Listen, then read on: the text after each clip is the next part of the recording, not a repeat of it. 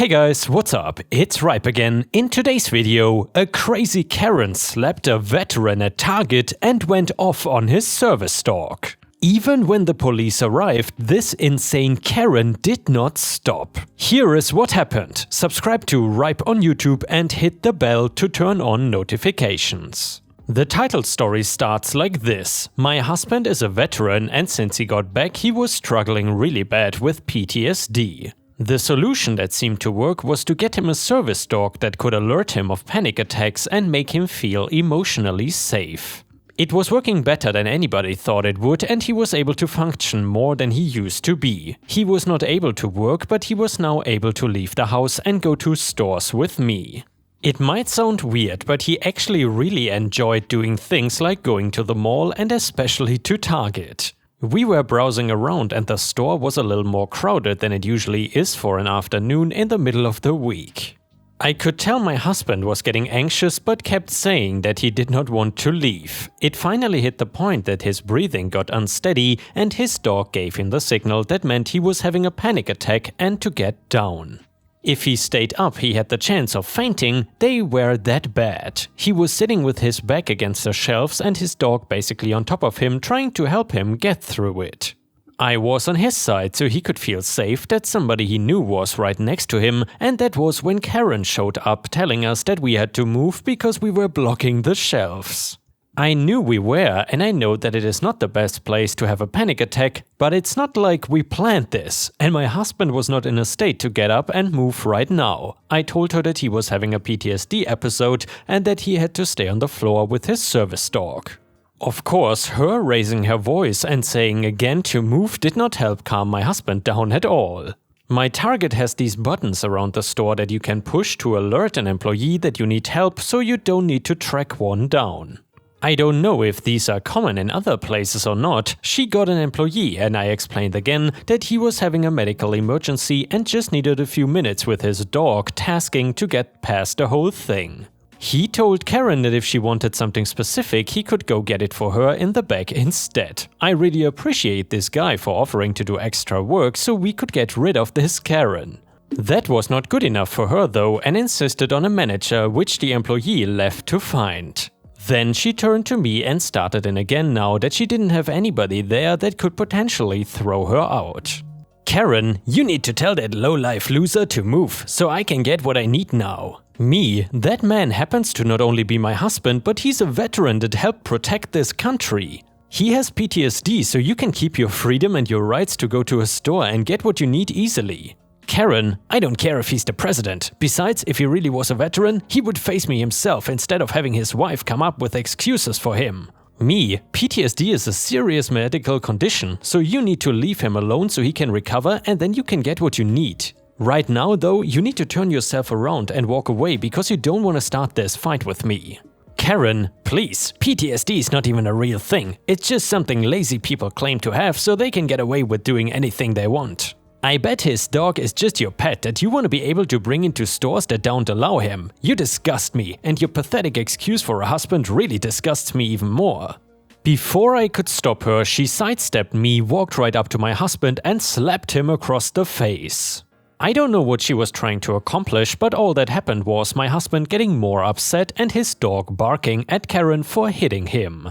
What Karen did not see and what I did was the employee came back with the manager about halfway through the argument and saw the entire thing. The manager told the employee something that I guess was to call the police and then he ran off. Karen, upon seeing the manager, started saying that we refused to let her get what she needed and that we were letting our pet loose in the store in order to attack people.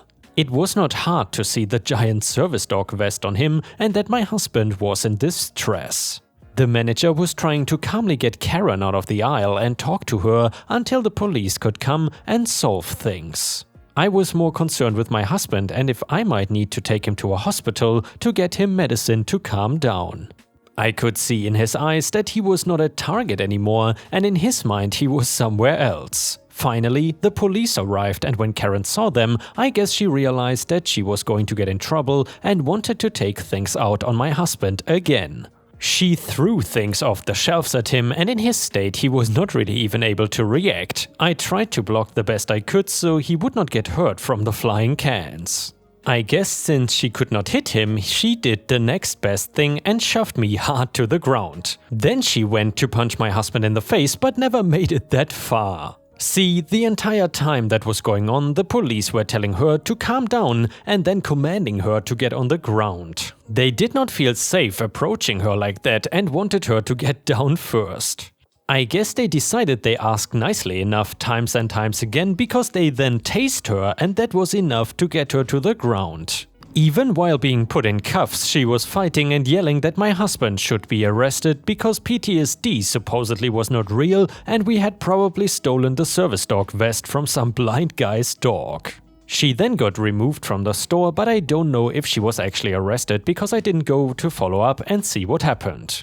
After what felt like a long time did the dog and I finally get my husband back to reality and calmness. He was just exhausted and I knew that it would be best to just take him home and let him sleep most of it off. He barely made it to the car and then into the house before collapsing and drifting off from mental exhaustion.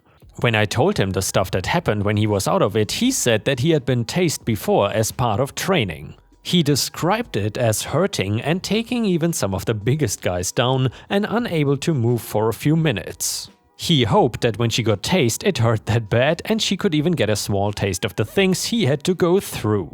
We did not go back to Target for a while after that incident and every day I have hatred towards that woman. A person that could be so cruel to make me see my husband who was improving regress and go back into his shell. If I ever see her again, I don't know if I will be able to stop myself from punching her in the face. And yeah guys, it just seems these Karens are getting more and more violent and they don't stop in front of anyone.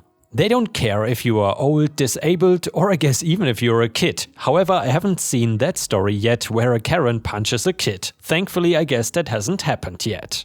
The next stories, just to inform you why they will sound a little bit different, were recorded a while ago. However, they should still be fresh and new to you. These are not reposts or anything. Cheating girlfriend. I had been dating this girl for almost 7 years. We lived together 6 years of that time. My line of work was electronic consulting, setting up systems with tons of sensors. Good money, but a lot of travel hours. Just setting the stage here. Anyhow, at one point I got the feeling that something was off. Nothing I could put my finger on, but a gut feeling. I'm pretty good to follow my feelings, so I decided to put some proof in the pudding. While she was out, I had placed a sound-activated recorder in each room of the condo. Very small device as the storage was on my office PC. This was done on a Friday afternoon. I spent the weekend with her and had a good time. Sunday night before bed, I took my luggage and tools out to my car and also popped a GPS tracker on her car.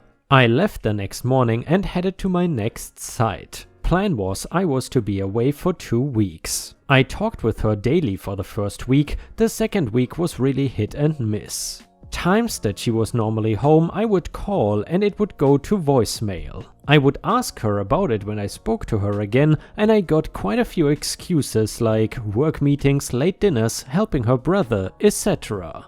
2 weeks end and I come home. I head almost immediately to my office. I see a ton of activity on the recorders during the first week and barely anything the second, save a loud vehicle driving by. So I go back to the first week's recording and find that she is talking to some guy. To make it even better, she has it on speaker so I get to hear both sides of the call. Turns out she has been cheating from pretty much day one of our relationship. So I decided right then and there, revenge was in order. I had to find out who this guy was. Through some sleuthing, I found out she met this guy, his family and wife at a campground she worked at before I met her. Found out where they lived and then checked phone records. This being a few years back, people still had house phones, so I looked up the number. Great, it is listed. I called the number and a guy answered the phone. I was prepared for this, so in a professional voice I asked to speak to Mrs. Smith. He yelled for her and a woman got on the phone.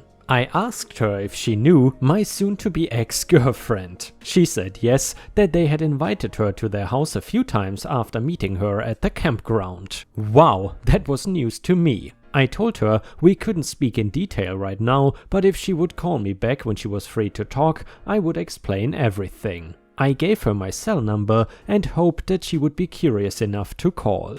Sure enough, 2 days later she called. I explained everything that I had recorded. At first she was very skeptical. I told her that I would make a copy of the recording and send it to her. She said okay, but still was skeptical. So my work was set in motion. I went to a local recording studio along with the files and explained what I needed. They took all of the separate recordings and put them together, so when she wandered through the house, it picked up from the different recordings to make the conversation complete. They then burned these audio recordings to CD, and it took 5 CDs to cover it all. I then mailed the CDs to Mrs. Smith, registered mail. Then I waited. About 10 days go by. She finally calls me. She is very calm. She tells me that the day before she went and filed divorce papers. Her husband works on an oil rig and he is out on the rig for the next 2 weeks. After she listened to the CDs I sent her, she gave them to her lawyer. Mr. XXX made a crap ton of money doing what he does, and so over the years they had bought a lot of toys like campground plots, boats, RV, etc., and she made it clear that she was going for half. I got off the phone laughing to myself. Couldn't happen to a nicer guy after the things I heard on those recordings. During all this time, I never said a word to the GF. I acted as normal as possible, and in fact I still left the tracker on her car. I didn't think that would produce anything. Things were quiet for another week, and then came the day when hell was starting to break loose. My girlfriend was wandering around the house like she was lost. I asked her what was wrong, and she told me a friend of hers was getting a divorce. I said, "That's a shame," and went about my business. That evening she was out on the deck talking to someone on the phone. I did not really pay attention except for the fact that every so often she was raising her voice. The phone call ends, she comes back in and goes straight to the bedroom. I hear a bunch of rustling around, so I walk back to the door and see her packing clothes. I ask her what she is doing and get no reply. She finishes packing and walks out to her car, throws the suitcase in and leaves. 2 weeks go by and not a word from her. I got a call from Mrs. Smith and she updated me on her world. She had her husband served with the papers and infidelity was the reason. He denied, of course, but she was able to throw details that she said stopped him dead in his tracks. She confirmed the phone call that my GF had the night she left was with her. She said she never raised her voice, but my ex-girlfriend tried swearing up and down that nothing ever happened. Mrs. XXX then put out some details to the GF, enough to let her know that she was caught. Mrs. XXX implied that she found out on her own and her next step was to tell me. That is why GF left so quickly. So this leaves my handling of the GF. Credit card gone. Car? I called to have wrapped. Utilities arranged to be shut off. Insurance cancelled. All of her belongings left behind were sent by movers to her dad's house along with a note for the reason. By the way, he lives 2 states away. We lived in a condo, so I arranged for it to be shown for sublease. I was packed and moved in 4 days. New condo, gated community with a guard check. The car was then finally picked up. They got it while she was at work. The dealership worked with me on selling the car and I just paid the difference. Mrs. Smith did win her divorce decree and got her half. Mr. Smith never counted on anything, too worried about his company finding out the dirty secrets. Never heard from the ex ever again. And I have to say, Ripe stars, these cheating revenge stories are some of my guilty pleasures. However, for me personally, it is kind of boring if the stories are only about cheating husbands or only about cheating wives. So that is why I enjoyed this story in particular, because both sides get what they deserve. In addition, if you also enjoy these stories and want to support the channel, then please feel free to like the video and post some star emojis in the comments. Thank you so much in advance, your help is very much appreciated. And the next one is titled, Guy breaks into my car, dies, and somehow it is my fault. I live in the US, but I am an immigrant from the Philippines. This happened 4 to 5 years ago when I went back home alone for a month-long vacation.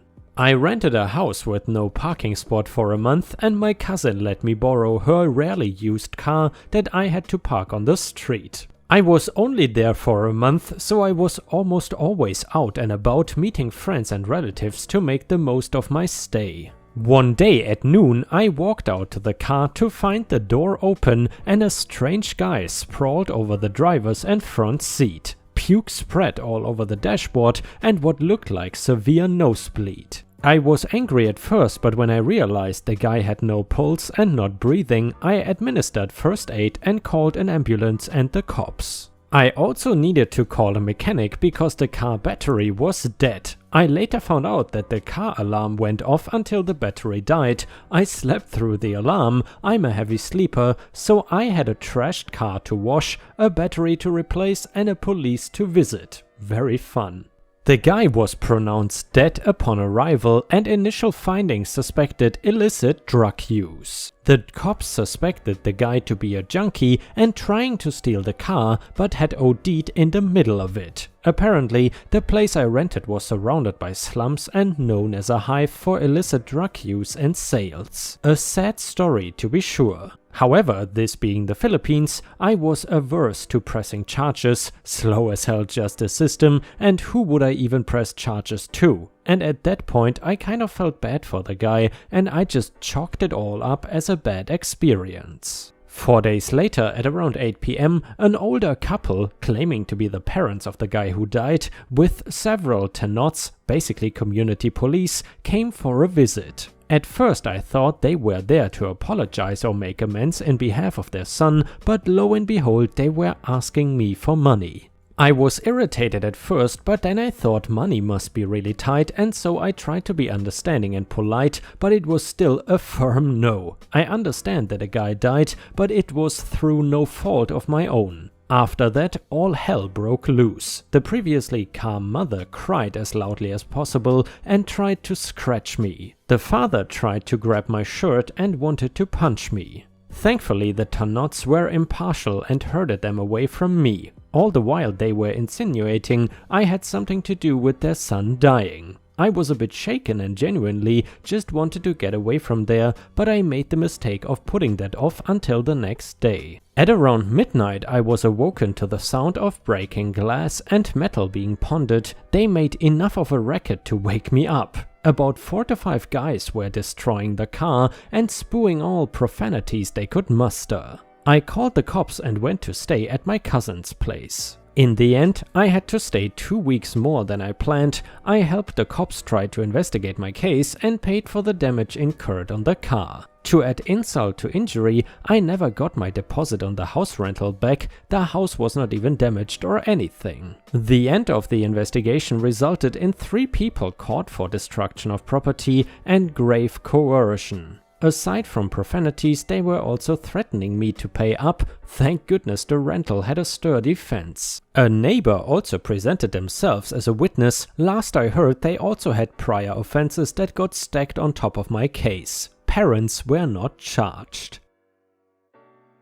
The next one is titled, Entitled Mom accuses me of luring her kid to my car and then is upset that I didn't offer him snacks. So it's the first week of school and my nephew Andy and his friend Falcon are attending the same school again. This, however, is a new school, not the last one. Both my sister-in-law and my neighbor Sissy, Falcon's mother, have me on their emergency contact, and given that I have an active role in both the boys' life, I was asked to come in and walk the halls, do the meet and greet and fill out some information.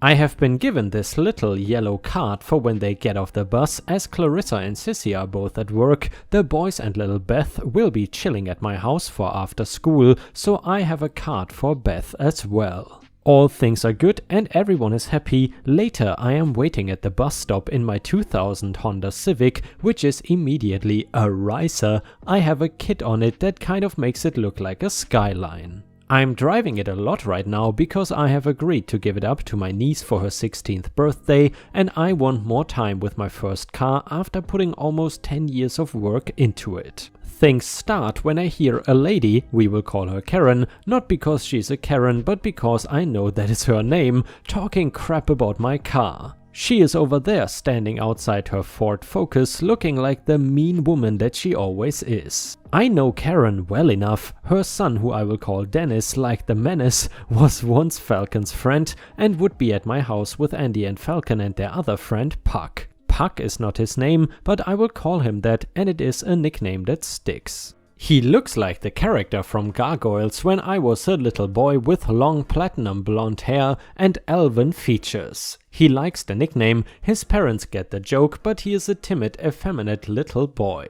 So a little backstory on why I am bringing this up. Puck, Dennis, Andy and Falcon were over at my house a lot. Puck would come by all the time to get otter pops or fruit snacks or muffins randomly, even when Andy was not around. He is a good kid, they would play with him all the time. And then one day he stopped coming over when Andy and Falcon were over, but would still stop by randomly. So I had noticed that Dennis being a brat to Puck, and I had a couple of times stopped Andy and Falcon from being mean or saying mean things to the kid. They never mistreated this kid before Dennis started hanging out with them. It turns out Karen, Dennis' mom, is a hardcore Westboro Baptist style church Christian and thinks little Puck is gay and didn't want Dennis hanging around with him. She even came to my house and talked to me, saying she didn't want Puck there when Dennis was there as well. Which I kindly told her to go Puck herself. You don't dictate what happens in my home. She hit me up with the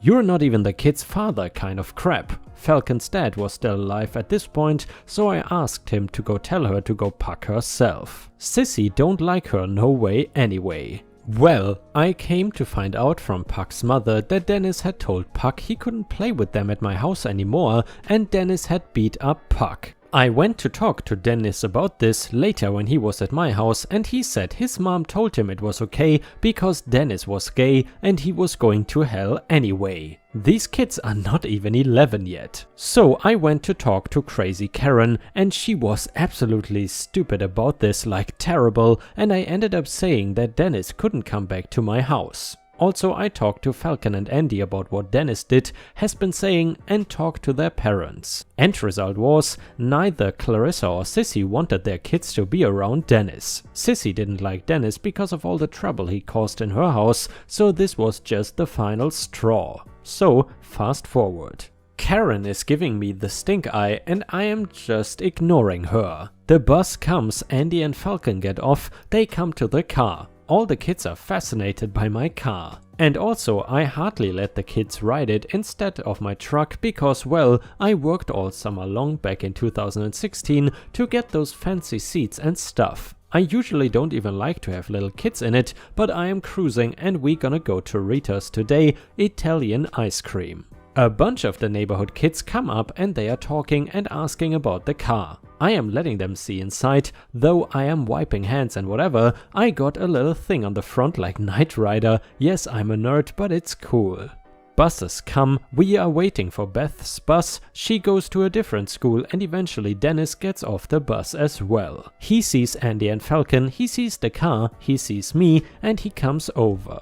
Now, I can be an a-hole and tell the kid to get lost, but I'm not particularly venomous about the kid. He comes up and his mother comes quickly, he asks me if he can see the car, he has always been into it. I look at Andy and Falcon who are like, not sure what to do, and I'm like, sure Dennis, take a mask, wipe your hands. I got a box of masks and gloves and hand wipes and stuff. Half of that crap was in the car before the pandemic, but you know, little kids cannot be vaccinated and they got grubby little Cheeto hands. His mom does not like this. I hear her screech. What's going on? What are you telling him? He is actually cool about it. He says, it's okay mom. He just asked me to wipe my hands and wear a mask. He's gonna let me sit in the front. She starts in with the, why does he have to wear a mask? The other kids are not wearing a mask. I tell her the ones who jumped in my car got a mask and had to wipe their hands. She then goes off about the pandemic and blah blah blah, but then takes a turn when she says something in her tirade about me luring kids to me with my car. which I had to stop and stare at her ass. Now Andy, my nephew, he has been in the car many times, he knows that if you lift a thing in the backseat, there is a cooler down there, and so he goes for the snacks. He always does, while this crazy lady is yelling at me. After a moment of craziness and the boys munching on chips, Beth shows up. I'm so happy, I close my doors, lock them and go get her. I come back, Karen is still at my car waiting to fuss at me, Dennis is waiting to get into the car. I tell him maybe next time, because I just wanna leave. He asks if he can have a snack, I look at his mom and she goes, "What, you're not even going to offer him a snack? You gave the other kids snacks." Technically, Andy gave Falcon and the little Asian Indian kid, I don't know his name, snacks from my car. If he didn't give Dennis one, that was intentional. I know Andy and he is a little stinker in the making. But I'm like, sure, fine, what do you want? We got chips and juice and some mini Snickers. All stuff that I cannot eat no more on my diet, but I keep my car and my shelves stocked. Gotta use that Costco card for something.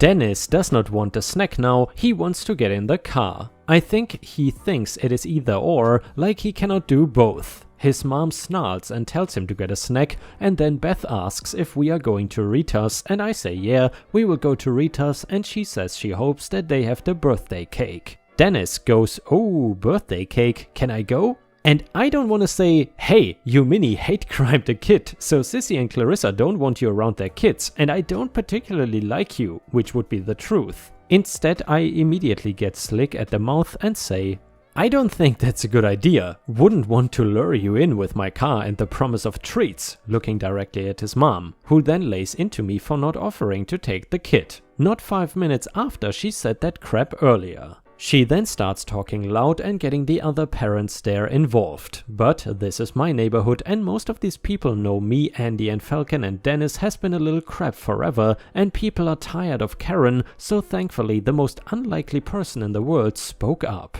The old Asian lady who is so sweet, I didn't think she spoke English or spoke it well, but she told her to shut up and take her badass kid home and I heard that clear enough. Folks were laughing, she scowled at me and I told Dennis he can sit in the front seat before he left if his mom agreed. Of course she didn't, she called me an a-hole and drug her kid off. After that we went to Rita's and all was good, but I heard the kids talking about Dennis's crazy mom the whole time. I tried to stir the conversation away, talking about the first day of school and all that, but nope, they wanted to talk about Dennis and his crazy mom. So yeah, that's my experience with an entitled mom. The problem is this is probably gonna be a thing since we are picking up the kids at around the same time. Though the rest of the week she only glared at me from her punk ass car and Dennis has arrived before Andy and Falcon since, so it's not been a huge deal. But I'm sure that woman is a ticking time bomb. And ripe stars, with this we have unfortunately reached the end of today's video. However, if you cannot get enough of my stories, then I would highly suggest you to check out my endless binge watch playlist, which will show up at any moment in the left corner of the screen, which includes over 1000 ripe stories. In addition, if you would like to share one of your own stories, then please head on over to r/ripe stories on Reddit, where you can post your own story and there is a good chance that I might read it in a video. In addition, please also check out my Patreon at patreon.com/ripeyoutube for more than 50 exclusive Reddit videos that you won't find on YouTube. Thank you so much for watching, your daily support is very much appreciated and I hope to see you again tomorrow.